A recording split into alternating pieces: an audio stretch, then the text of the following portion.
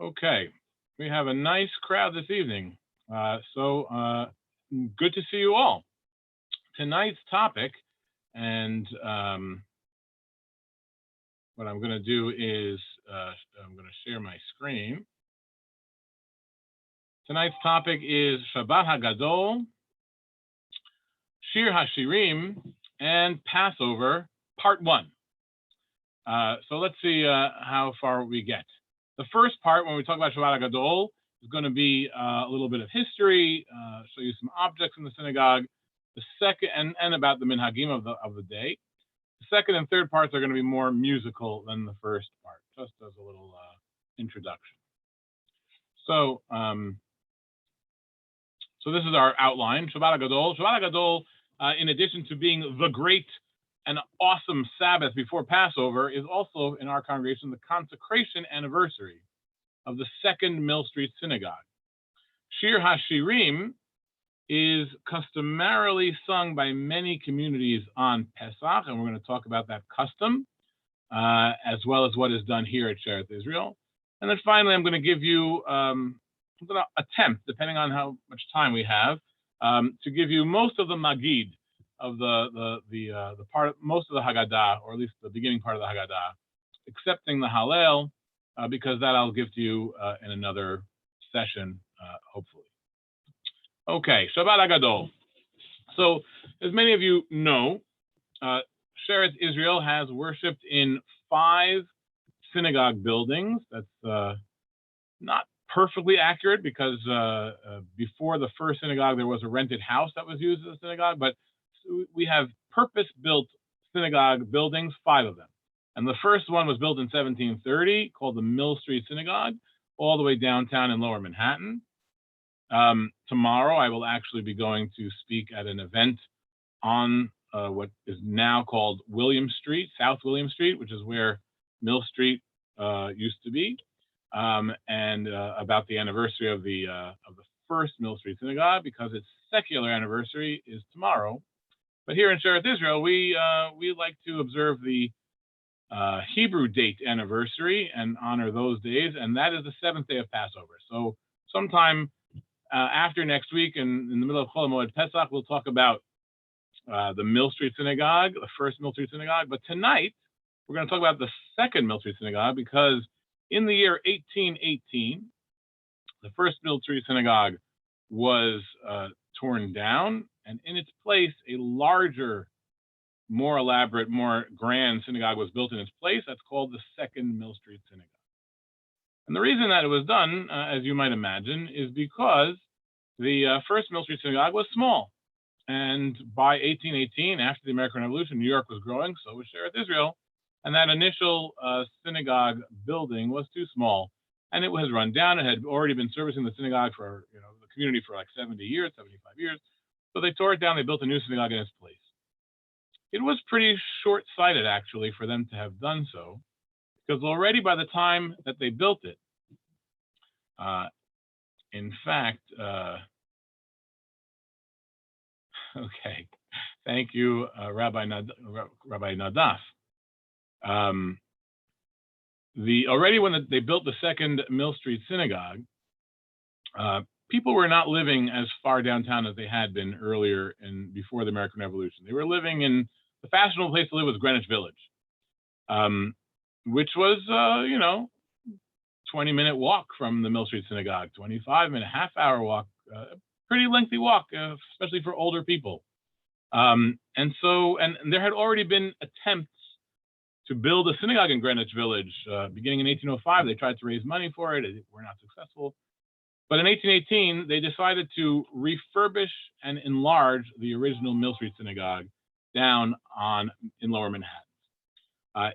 It is a short-lived synagogue. It only lasts until 1834, 1835, when they in fact moved to Greenwich Village, and they sell this synagogue building, or they purchase a new one on Crosby Street, which maybe we'll talk about another time for that consecration.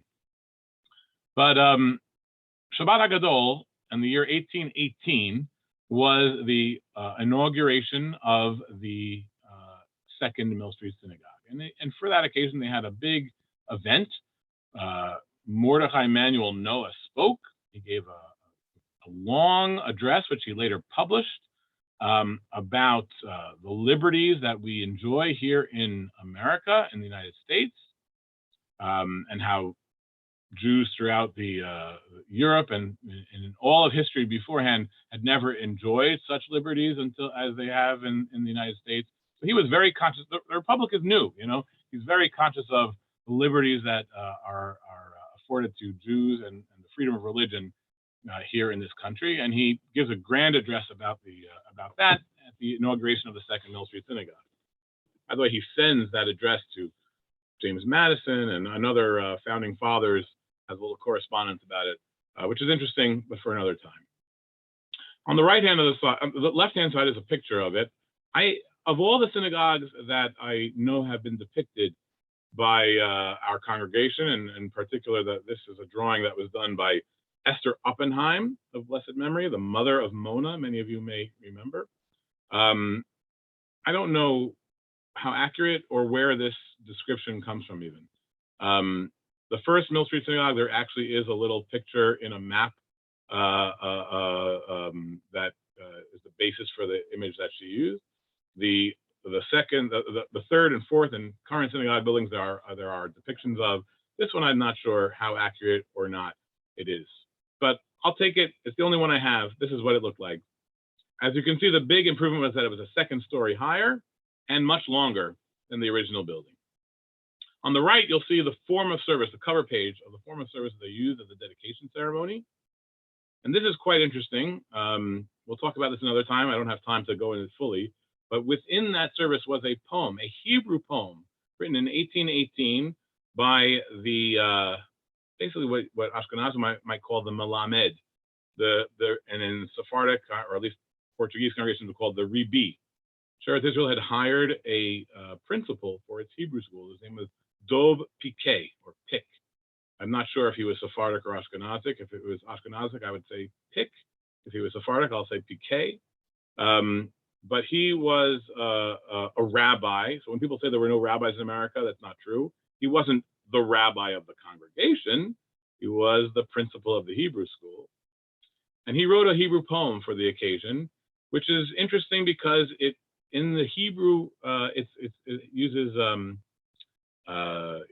has an acrostic, an alphabetic acrostic, which spells out the name Jimmy Monroe for President James Monroe. It's quite interesting. We'll talk about it another time. But that was the dedication of the Second Mill Street Synagogue, which lasted until 1835. On the anniversary, which we observe this Shabbat, we have several different customs. One is that all the cloaks in the ark are in their fancy colors, as we do on holidays, and all the consecration Shabbatot. So it's like a festive day, the holidays. The ark is open for much of the service, both in the evening and in the morning. So all evening service, all the morning service, the ark remains open. Everyone remains seated in our congregation because the Torah is not moving, but it does make a grand and special feel for those prayers. And we sing some special prayers and special holiday melodies. A festive Lachadodi, a festive Kaddish. And in the morning, before Shachrit, before the Nishmat, we sing Todot El, which is a poem that introduces the Nishmat on Shabbat morning. And you may have heard me sing it here before, and you probably know the melody, even if you haven't. And it goes like this. Todot El v'nicho chai tehilot, Nishmat kol chai tehilot, tehilot, tehilot, Nishmat kol chai, tehilot, Nishmat kol chai. And it has a acrostic that spells out Shemuel, which is the author. I don't talk about that another day. But that melody is very famous. Many people know it for Adon Olam. We don't sing it for Adon Olam here, but many people do. Adon Olam Asher Malach B'Terem Kol Yitzir Nivra. So that is a Spanish-Portuguese melody. Comes from Todot El, which we sing on consecration Shabbatot. The other thing we do is after the Shachrit, before we take out the Torah, we sing some special melodies and say a prayer for the government, and then we say a memorial prayer, special hashkabah for three gentlemen. They are pictured here in front of you: Naphtali Judah, Harmon Hendricks, and Abraham Turo. Now, these gentlemen were benefactors of the Second Mill Street Synagogue. They started raising money for the Second Mill Street Synagogue in 1817. And I don't remember the exact numbers, but in 1817 and early 1818, they had some trouble. They did receive small gifts from all sorts of places, including the community of Curacao, but the major benefactors were these three gentlemen. And Harmon Hendricks gave, I think, $250, as well as a $1,000 loan, which was not paid back for 18 years by the congregation. Naphtali Judah gave, I think, $360 or $380, about that. And then Abraham Turo came in to save the day, and he gave $650, something like that. So maybe Mark Aaron can look it up and correct me if I'm wrong, but those were the three biggest benefactors to the Second Mill Street Synagogue. And as a result of their generosity, the congregation made, the board of trustees of the congregation made a motion, and passed in their next meeting after the inauguration, that during their lifetime, they were all three of them alive at the 1818, they would get a special Misha Berach on the anniversary of the consecration of the building, which was Shabbat Hagadol. And after their death, they would receive a memorial prayer on the anniversary of the consecration of the building on Shabbat Hagadol. And we still do that today. We recite a memorial prayer for these three gentlemen. I'm not going to say there's a lot more that could be said about it, but I'm going to do one last thing before we move on to the next topic, which is remnants of the Second Mill Street Synagogue that can still be seen today in the congregation, in the synagogue today. And those are these two things, these two items, maybe a third item, which I'll tell you about. So on the left, you'll see the Neritami, the Perpetual lamp, which was made for the inauguration of the Second Mill Street Synagogue in the year 1818, and is still lit continuously to this day. It hangs in front of the ark in our little synagogue, which is a rough approximation, and has furniture and furnishings from our previous buildings, including the First Mill Street Synagogue, the Second Mill Street Synagogue, the Crosby Street Synagogue, and it hangs there today. Originally, it had blue glass inside, which surrounded the flame. That glass has long since broken away, but this is the original lamp, and it's still lit every single day. The other thing which you can't see very easily is the Ten Commandments, which were given by Naphtali Judah. We'll go back. This is Naphtali Judah here on the left. He in addition to his monetary donation of was $300 some odd, he also gave this marble set of the Ten Commandments, which is now hanging behind the other Ten Commandments, which were made for the 19th Street Synagogue, I believe, maybe even the Crosby Street. But either way, these are still extant. They're just hidden because they're facing the choir loft. And those are two items that you can see that were in the Second Mill Street Synagogue. Of course, many of the furnishings from the First Mill Street Synagogue remain, including benches, which you can see today in the Little Synagogue, as well as other items that may the Ten Commandments, etc. But these are things that were specifically for the Second Mill Street Synagogue. Abraham Turo died in 1822, so the Second Mill Street Synagogue was already built, but it was new. And in his will, he left $10,000. Remember, $600 was a huge gift, and got him a perpetual hashkabah on the anniversary of the Second Mill Street Synagogue. But then when he died, he left in his will $10,000 to the congregation, for which they installed a marble plaque in the synagogue. That plaque is still extant. When you come into the synagogue, it's right on the left on the wall. Maybe I'll take pictures of it and we'll talk about it at another day. That's a third item that is still a remnant of the second Mill Street Synagogue. So that's Shabbat Hagadol. One other thing, which is probably the main thing, why is it called Shabbat Hagadol? There are a lot of reasons given, but the one that I favor the best is from the Haftarah. We have a lot of special Shabbatot which are named after the Haftarah. Shabbat Nachamu, for example. Shabbat Shubah is another one. And this is Shabbat Hagadol. And at the end of this week's Haftarah, which comes from the prophet Micha, we have a verse that we know well from the Havdalah. At least Spanish Portuguese people know well from the Havdalah.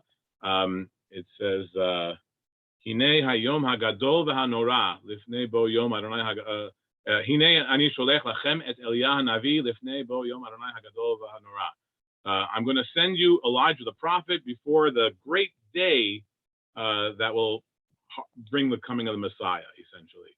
And that is recited at the end of this week's Haftarah. And so this is the great day. This is Shabbat Hagadol. That Haftarah is traditionally read by the rabbi. I think in Ashkenazic synagogues also, I'm not sure, but certainly in Sephardic synagogues like our own, the minister will read the Haftarah. Now, it is also traditional in maybe all synagogues, but certainly most synagogues, for the rabbi to give a Shabbat Hagadol drasha in the Ashkenazic parlance or pronunciation. And we do that today here as well. Sometimes we do it in the morning, sometimes in the afternoon, but that wasn't the main custom of the day. I don't think Gershom Mendy-Seixas was known for his Shabbos Hagadol drashas very much, but he did read the Haftarah, and it was an occasion that the rabbi would speak, usually to go over the laws of Pesach. And that is Shabbat Hagadol. Now we'll talk about Shir HaShirim. So in the Ashkenazic community, I'll take a pause. I'll pause here just to look at the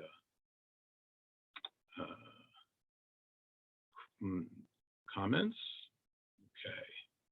What was the equivalent worth of those three donations? I don't know, Gary, but a lot. We're talking about the whole building. The entire building cost, I think, $3,000 or $4,000 to build. So I don't think you can build a building for $4,000 today. $600 of that was given by Abraham Turo. $300, well, let's see what, $600 was given by Abraham Turo. $375 was Ibn Naftali Judah. And I think $250 and $1,000 loan was given by Harmon Hendricks. So you can see that they gave the majority that created the building. Are you sure it's Malachi and not Micha? I'll have to check that out. I trust you. Okay. Were all the Mill Street Synagogue located also? So yeah, so South William Street is what it's called now. I don't know the year that the name change occurred, but it was called Mill Street at the time. And both synagogues were in the same location. They tore down the original Mill Street Synagogue, and in the same place, they built the second Mill Street Synagogue. Okay. Now we'll move on to Shir HaShirim.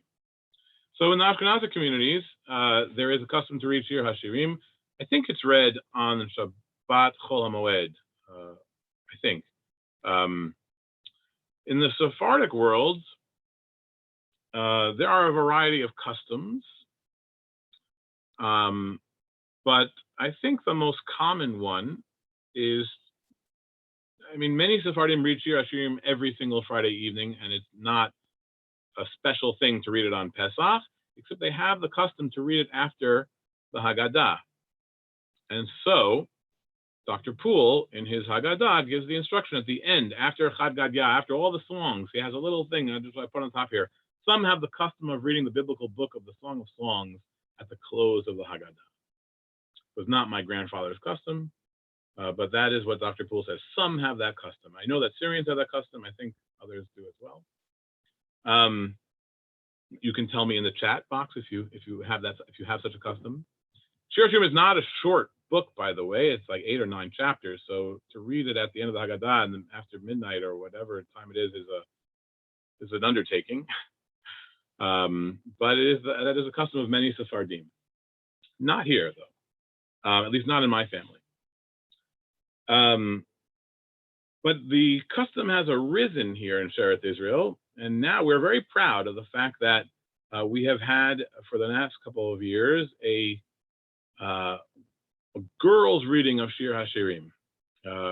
Sometimes it's younger girls, sometimes it's teenage girls, but they've worked hard. Rabbi Rode and Lisa Rode have worked hard to train the girls of our congregation to read Shir HaShirim, as well as the Book of Ruth, but Shir HaShirim, which is read on the first day of the holiday. But I have to tell you that that is not the original Spanish-Portuguese custom. It's not the custom here anyway. There is a custom in Amsterdam, and I don't know how old it is, to read before Mincha on the afternoons of the holiday, each day, the first day and the second day, half of the book. So they read the first half of Shir HaShirim before Mincha on the first day, and the second half of Shir HaShirim on the second day. That's done in Amsterdam, and again, I don't know how original that minhag is, but that is what's done today in Amsterdam. And it's read round robin, verse by verse, by starting with the chazan and going around whoever is in the room that wants to jump in and participate. Same thing that we do for the Book of Ruth. That was decidedly not the custom in New York, and it is not printed in the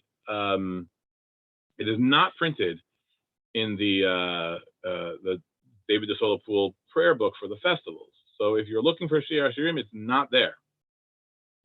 And that's an indication that it was not the original custom here. Sometime, and I don't know exactly what year, I wrote to Rabbi Angel and I wrote to my uncle Harris sometime in the 1970s. It got introduced here.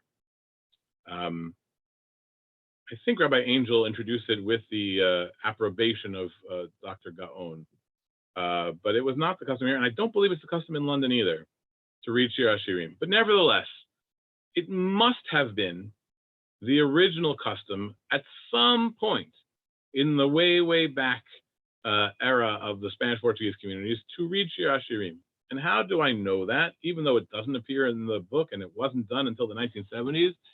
That's because every single day from Rosh Chodesh Nisan until the first day of Pesach, we add verses from Shir HaShirim at the end of the Shachrit service.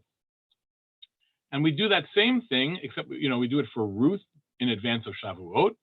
We do it for Echa before Tisha B'Av. We do it for Esther before Purim. And here we have Shir HaShirim, at least some of the verses from it, before Pesach. So it must be that at some point in the past, long past, in the Spanish-Portuguese communities, there was a remnant of the minhag to read Shir HaShirim. So I don't feel so terrible that they brought it back, because it must have been the original custom. And so with that long introduction, shall we listen to the Spanish-Portuguese reading of it? And we have the other reason that we know it is we have a trope for it. We know how it sounds. So it must have been the custom at some point and dropped out. Maybe because there weren't enough readers. I don't know why, but it dropped out. But anyway, here is what it sounds like. This is the verses that we read at the end of the Shachrit from Rosh Chodesh Nisan until Pesach. So we read it every day, including today. And I have a recording of Bram Cardozo reading it. By the way, I'm gonna sing it slower afterwards. You get a sense of how fast he would read the daily service in this recording.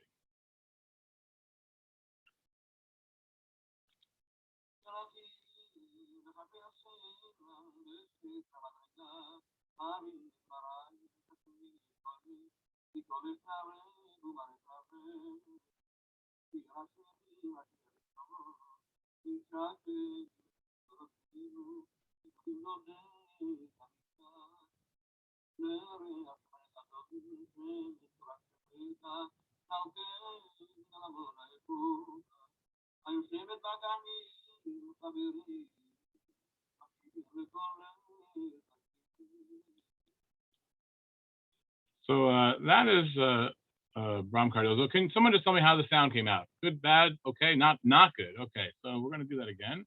Let's stop my share for that. Let's try this again. Okay.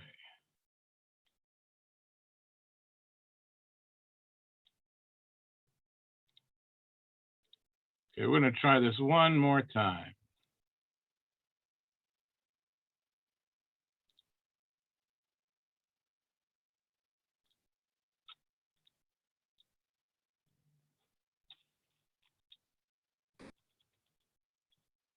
Okay. First of all, can you see my screen? Yes?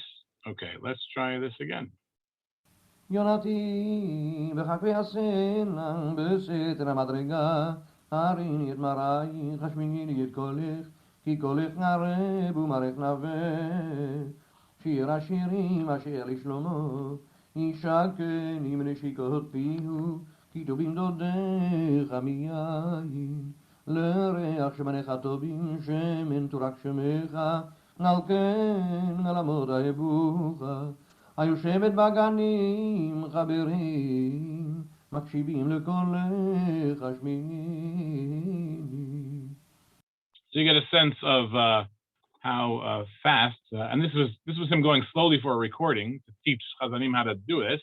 That was Bram Cardozo singing slowly, but this is what it sounds like. Yonati b'chagvei asela b'seter hamadrega harini et mar'ayich hashnigini et kolech ki kolech nareb u'mar'ech naveh shir hashirim asher lishlomo yishakeni mineshikot pihu ki tobim dodecha miyayin לריח שמניך טובים שמן תורק שמך על כן נא לעמוד אהבוך היושבת בגנים חברים מקשיבים לקולך השמיני.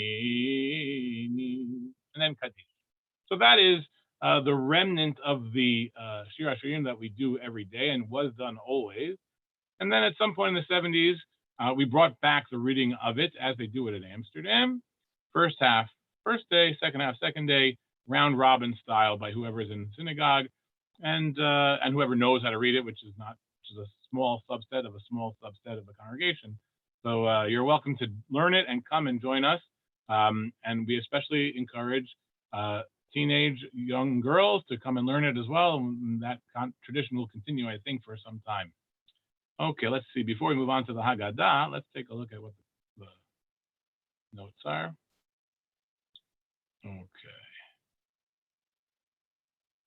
Okay, somehow the custom means that it's not Portuguese. That is Dr. Poole's euphemism. For most famously, at the end of Aleinu L'Shabbat, there is an entire paragraph which the rest of the Jewish world says, but we do not. It's called Al Kein Nekaveh Lecha. And Dr. Poole says, some have the custom say this, as if it's a minor tradition, when really the only people who don't say it is our tradition. Okay. Do we read Shir HaShirim on a cloth? Absolutely not. There is no blessing made. Not one person is reading it. 5, 6, 7, 8 people are reading it, verse by verse, round robin, around and around and around. If it was on cloth, you'd have to hand it around to people, and making a blessing would be very difficult with all the different readers changing hands all the time. So no blessing, no cloth, no parchment being read for Shir HaShirim. Okay, next, let's going to talk about the Haggadah. Okay, I'm going to start with the Kiddush. This year we have a Friday night Kiddush. We're going to listen to a lot of recordings of various people, including my grandfather, including Bram Cardozo, and maybe one or two others. But I'm also going to sing parts for you. And this is the tradition in my mother's family, the Gedalia family. The interesting thing about Pesach is it's a home ritual. The Haggadah is a home ritual. And so every family does it their own way. And I can't speak as if this is the Spanish and Portuguese tradition.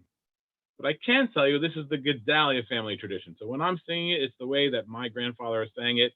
And he learned it from his father. And so that's what I can tell you. Before we start, I'll tell you a few things about the ambiance.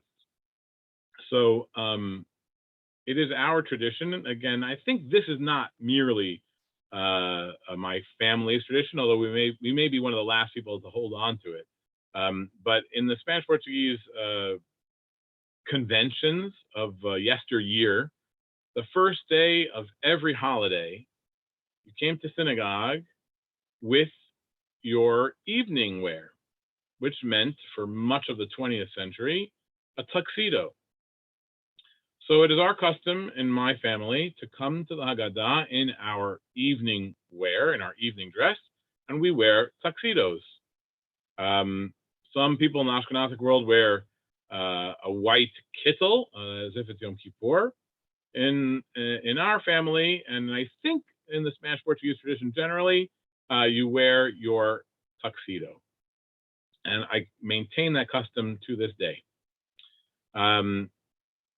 There's more I could be said, but let's get to the Kiddush. So on Shabbat, when it's like this year on Friday night, we're going to start with the Yom HaShishi. That is read as on every Shabbat, which I think I have done a previous class on, but I'll do it just so you can hear it. Yom HaShishi, Vayechudu HaShamayim V'Yaaretz V'chol Tziba'am, Vayechal Elohim Bayom HaShivim Melachto Asher Nasa, Vayishpot Bayom HaShivim Mikol Melachto Asher Nasa, Vayibarech Elohim Et Yom HaShivim, Vayikadesh Oto Kibo Shabbat Mikol Melachto Asher Bara Elohim Langasot. And then we have the holiday Kiddush, and this part would be more or less the same every year, with a few words different, but this is how this part is sung. Baruch Ata Adonai Eloheinu Melech HaOlam, Borei Peri HaGefen.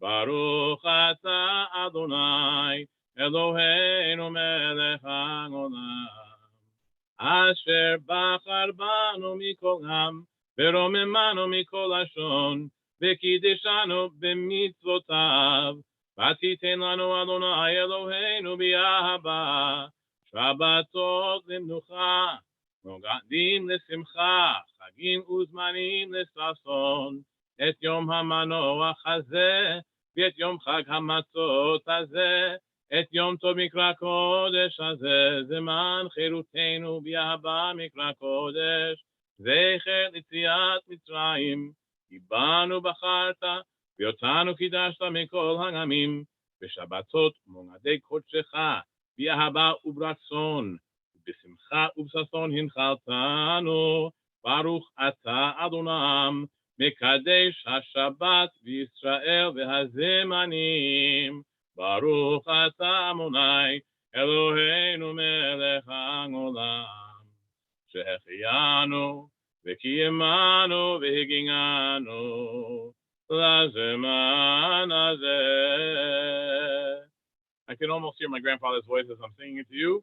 But yeah, that's the way he read the Kiddush at the first night of Pesach. And I don't know, it's probably a little bit different than everybody else's, but that was our family's way of singing it. Now we'll get to the Haggadah itself. And that, we won't do every single bit. We don't have to do yachats. We'll do bits and pieces. Oops, the wrong way. Okay.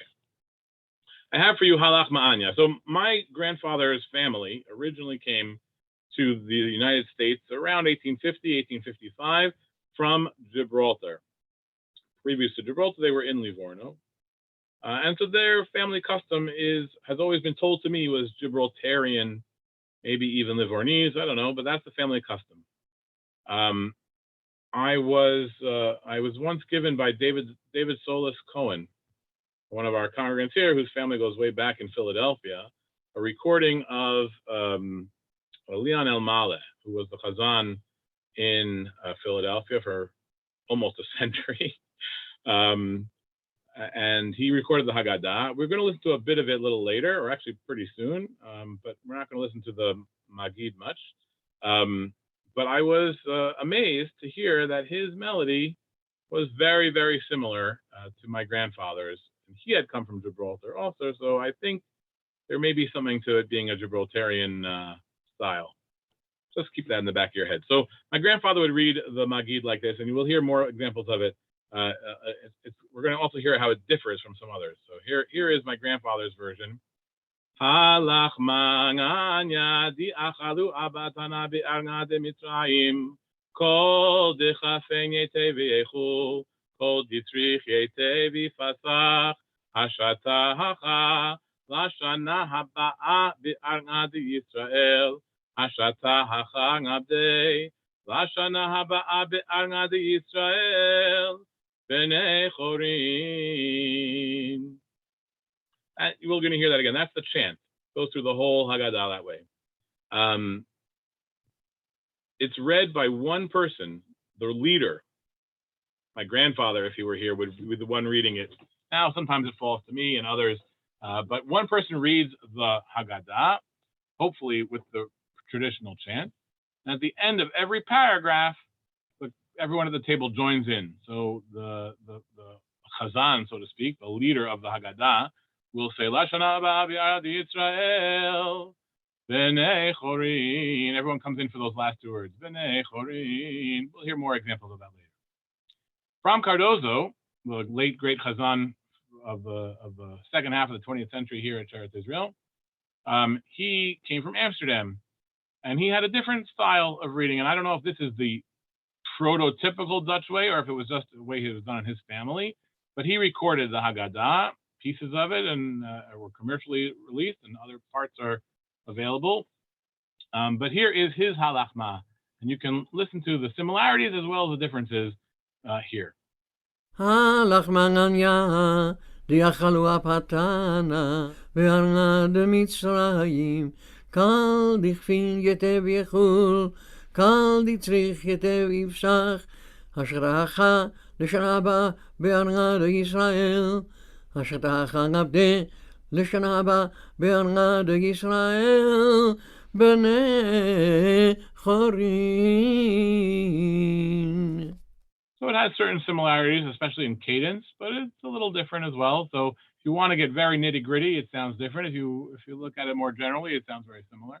So that's the Dutch way of doing the halach ma'anya and also the rest of the magid. Now we get to Manish Tana. So what happens every year is that the youngest person at the table sings the Manish Tana, and because the youngest person in the room almost invariably is going to some kind of school or Hebrew school or Talmud Torah or Yeshiva, which is taught by Ashkenazic teachers, everybody I know anyway in Manhattan sings Manish Tana Halayla Zemikol Halaylot. But that is not the traditional melody, at least in my family, despite the fact that myself, my siblings, and all of my cousins would sing it that way when they were little. But as we got older, we would do my grandfather's traditional melody, which followed the same pattern as all the other ones. And I'll just do a little bit of it so you get a sense of it. Manish Tana halayla hazeh mikol haleilot shebechol haleilot ein anu mitabelin afilu pangam achat vehalayla hazeh shetefeng amim shebechol haleilot anu ochelim chametz o matzah vehalayla hazeh kulo matzah. Same chant as earlier. But there is another melody, which is described as the New York melody. So here is an instance where my grandfather did not do the New York melody. And Bram Cardozo records it, but there is another recording of it from Leon El Maleh, the Chazan from Philadelphia that I mentioned to you earlier. And I really like it, and I think I sent it around a few years ago in an email, but I'm going to play it for you now. This is called the New York melody for Manish Tana. And here's what it sounds like. Now, I'm going to give you a little, just so you don't, he wasn't an opera star. Leon El Maleh, when he was recording this, was in his late 80s. So give him a little slack. Here we go. Manish Tana halayla hazeh mikol halelot shebechol halelot ein anu metabelim afilu pangam achat והלילה זה שטפן עמים שבכל הלילות אנו אוכלים חמץ או מצה והלילה זה כולו מצה שבכל הלילות אנו אוכלים שיער ירקות והלילה הזה מרור שבכל הלילות אנו אוכלים ושותים בין יושבים והם מסובין והלילה הזה כולנו מסובים. And that's the That's a really nice melody. If anyone wants to adopt it, I think it's great. I'll send you the recording. Manish, Tana, I remember a few years ago, and I don't know if Annette is on this call, but someone told me that Bram Cardozo, our late great Chazan, used to teach that in the Hebrew school, Balinese Talmud Torah school, in advance of Pesach. So maybe we can start doing that again and fight against the traditional Ashkenazic melody, which seems ubiquitous everywhere. I don't know, maybe it's an uphill battle, but it's a nice little melody. If you want to adopt it, let me know. I'll send you recordings of it. Okay. After the Manish Tana, we have, again, we continue with Abadim Hayinu. I'm going to play for you my grandfather, just so you're going to hear his voice and the way he sang it, and so you know that the way I was doing it was not made up, that it really came from him. עבדים היינו לפניו במצרים ויוציאנו אדוני אלוהינו משם ביד חזקה ובזרוע נטויה ואילו לא הוציא הקדוש ברוך הוא את אבותינו ממצרים עדיין אנו ובנינו ובני בנינו משובנים היינו לפניו במצרים ואפילו כולנו חכמים כולנו נבואים כולנו יודעים את התורה מצווה עלינו לספר ביציאת מצרים וכל הבן לספר ביציאת מצרים הרי זה משובח. Again, everybody would join in together. Hare ze meshubach. I'm going to take a moment to look at some of the chats here. Thank you, Esme. That's a lot of people learned that in the here we go. Okay. Should have seen that earlier. Here we go. Okay. The New York melody, yeah. So we have a lot of graduates of the Hebrew school here who learned that melody, the New York melody. I am very happy to hear that. I hope you continue to do it and teach your children and grandchildren. Please, God, may that continue. Okay. And then now that gives me a dilemma. Do I teach my grandfather's way or the New York way? I'll do both. That's why we have 2 nights of the Haggadah. Okay. Let's continue a little bit longer, a little bit more, because we have to get to the Afikomen. Okay, I'm not going to spend a lot of time here because otherwise it's almost, we'll do another few minutes. But same melody goes throughout the Magid.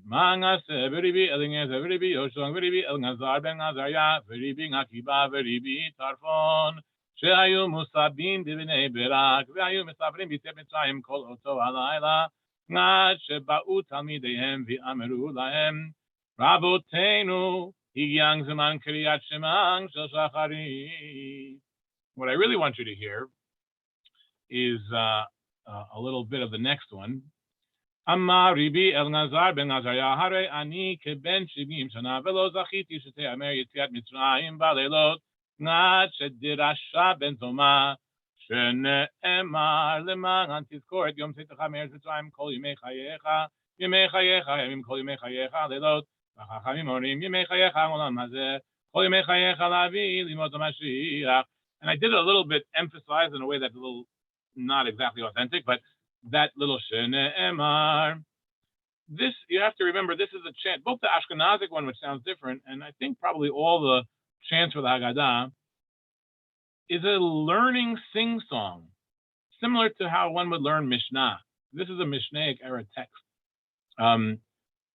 And so you have certain points where the melody reflects the meaning and the inflections reflect the sort of transition in the text. So here you have a drasha of Elazar ben Azariah, and the proof text is the word shene'emar introduces the proof text for what he's saying, and so it always follows the same pattern throughout the Haggadah. It comes up many times, shene'emar, and that's always read that way. And that's sort of a little sign that this is not a song. This is a study chant, in the way that they probably studied Mishnah many, many generations ago. And this is the way that it's still done in the Haggadah. Okay, I think I can go on from here.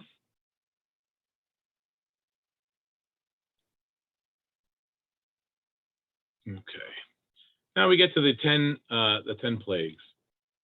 I don't know what your customs are. People have all sorts of different customs, but in my grandfather's family, when we got to the 10 plagues, it was always very exciting. My father's family, which is German, would do a very common thing you've probably seen or heard of, which is to put your finger in the cup and take out 10 drops of wine. Different explanations for that. Some people like to use their index finger. Some people like to use their pinky finger. Some people taste it afterwards. Some rabbis will say, never do that. All fine. Whatever you do is great. I'll tell you what my grandfather did. My grandfather would, before we got to 10 plagues, some of the children, maybe one or maybe two, depending on how many kids were there and how many wanted to participate, would come with a big bowl and a glass of water. And my grandfather would take his cup, full cup of wine, and at each of the plagues, he would pour out a little bit, and whoever was with him would pour out a little water, mixing the water and the wine in this big bowl. And so at the end, you'd have a large amount of a red liquid that would be in the bowl. And he would do the same chant.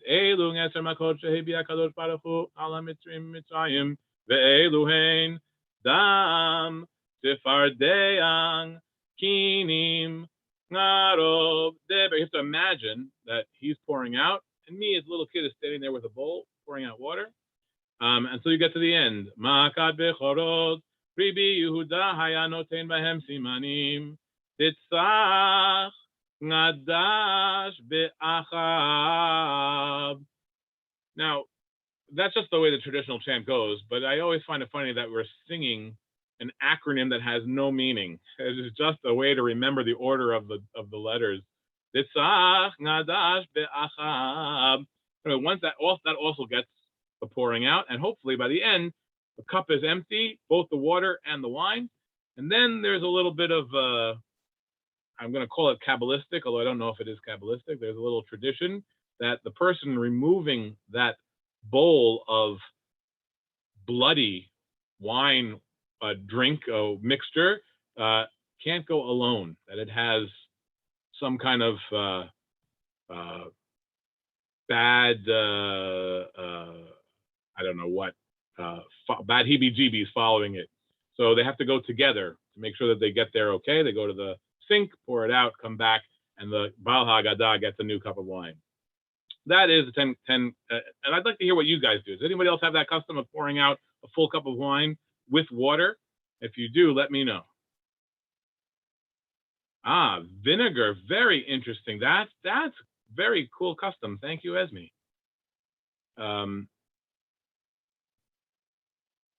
Accompanied by someone, same thing, we'll throw it in the toilet. Very good. So there's some similarities, some differences. Very interesting. I like that custom. Okay. Now we're going to get to the heart of the Haggadah, which I'm not going to read for you because it's just, in my grandfather's custom, it's the same melody. Rabban Gamliel Haya Omer Kol Mi Shelo Amar Shelo Devrim Elu B'Pesach Lo Yatsa Yedecho Bato Ve'eluhein Pesach Matzah Umaror, which then leads to the 3 paragraphs about the essential customs of the night, which I'm going to leave not do for you tonight, but it's the same melody. Same melody as we've been doing as the rest of the Haggadah. I'm going to get to you something different. Let's see here. Okay. Then we reach the end after we do all the Pesach Matzah Maror. By the way, just to give you some family customs, my mother's charoset is date based. I don't think that was what her mother did, who was Ashkenazic, but that is what she did. And many Sephardic cultures have it as date based. Irma Cardozo has an amazing recipe which includes coconut, which really comes from Suriname, which is where she was from. And Ashkenazim often have an apple based, apple and nuts based, and whatever you do, it's fine. It's one of these things that people hold on to very, very strongly, and I have come to prefer date based charoset. But I also like other types, and I have to learn to be accommodating about all sorts of people. The maror is interesting. I don't know. Tell me what you use in your house for maror. But many Sephardim use lettuce, romaine lettuce, often.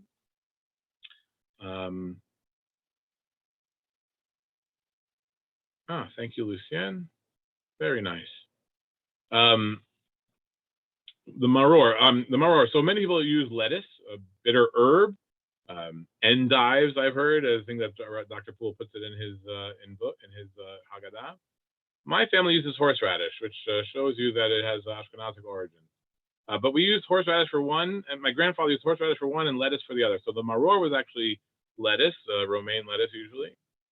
But the sandwich, the Hillel sandwich, korech, was done with horseradish and charoset. But you can do both. My German grandfather would use the green tops of the horseradish. My custom today is to get a whole horseradish, but use the green tops because it's supposed to be green like lettuce. But we'd also take slices of the horseradish just to really feel the bitterness of the slavery in Mitzrayim. So lots of different customs for the maror. I think lettuce being the most common one, but tell me if you'd use anything different.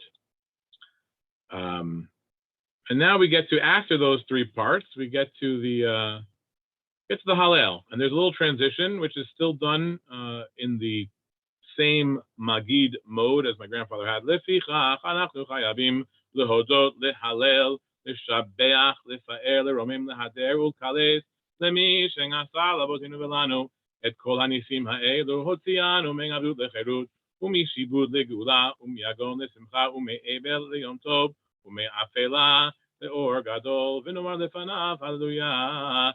And that ends the Magid. And that's done. That's the last part that's done in that sing-song chant. And then the Baal Haggadah begins the Hallel, which follows a totally different chant. Hallelujah. And this is the way it was done in my Gedalia family. And I'll sing it for you now. Hallelujah de Adonai, Hallelujah Shem Adonai, Yehi Shem Adonai meborach, mengata v'ngad olam, mimizrach shemesh ngad mebo'o, mihulal Shem Adonai, Ramna kol goyim Adonai al hashamayim kibodo, mikadonai Eloheinu amagbi lashabet, hamashpili lirot bashamayim uba'aret, mikimi menga fardal me'ashpot yarim ebyon, lehoshi bingim nidibim, ngim nidibeng amo, moshi bing akeret habayit, em habanim semecha, hallelujah. If you come to Sheretz Israel on the holidays, you'll recognize the ending, because that is what we do in the synagogue. Moshi bing akeret habayit, and then the choir comes in. Em habanim semecha, hallelujah. So we do that in our family, but we also we read the whole paragraph out loud with this little chant. We're getting to the end of our class, so I know it's been almost a full hour, so thank you for your patience. We have one more thing to do, and that is the bracha of Asher Ge'alanu, which I have a recording of my grandfather for you, which every year I try to do it, and I get it done. It's passable, but I really miss my grandfather's voice because there is something about this bracha which is so, I don't know the right word, regal or joyous, that I try to emulate in the way he did it. I have difficulty, but I'm going to play it for you. And here it is. This is what we drink a cup of wine with it, and then we have when we have the meal. Oops. Here we go. Baruch atah Adonai Eloheinu melech haolam asher ge'alanu v'ga'al et avoteinu mitzrayim v'higiganu l'layla hazeh le'echol bo matzah u'maror ken Adonai Eloheinu v'loei avoteinu chagigenu lemogadim v'lirgalim acherim chabeim likratenu leshalom שמחים בניין ירח וששים בעבודתך, ונאכל שם מן הזבחים ומן הפסחים, אשר יגיע דמם על קיר מזבחך לרצון, ונודה לך שיר חדש על גאולתנו, ועל בידוד נפשנו, ברוך אתה אדוני, גאל ישראל. And that is where we're going to end today. I will do a little bit more of the Hallel for you, as well as Tfilat Tal and some of the other customs of Passover, but not in interactive class like this, because I will not be available on Thursday night. So I will make a little recording for you and distribute it so that you can read it listen to it at your pleasure. And I wish you all Mon Adim L'Simcha. Thank you, Josh. Thank you, everybody. If you would like any of these recordings, this whole thing is going to be put up online, but if you'd like any of these recordings, let me know. If you want to learn the Manish Tana, I know a lot of you know it already. If you want to learn the Manish Tana, let me know. I'll send you a recording of it. And that's it. I wish you all Mon Adim. So I'm going to stop the recording here, and we can all talk a little bit more before we go. So stop share.